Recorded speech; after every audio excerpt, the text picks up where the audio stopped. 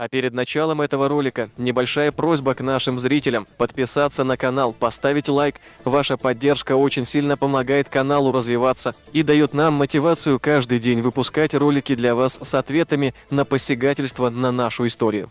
Данный видеоролик не преследует цели задеть или оскорбить чьи-либо чувства. Ролик был создан исключительно в образовательных и познавательных целях. Берегите себя.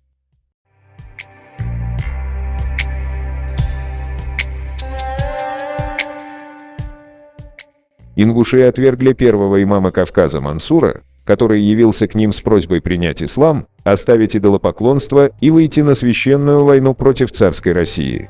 Но ингуши не были бы ингушами, если они тогда поддержали чеченцев и вместе с ними воевали бы за свою свободу.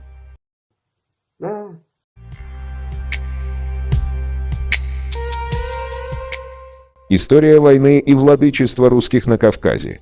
Том 2 от 1886 года. Дубровин Николай Федорович, историк, генерал-лейтенант русской императорской армии. Страница 105. Вся Чечня беспрекословно подчинялась Мансуру, но он, недовольствуясь этим, простирал виды еще дальше.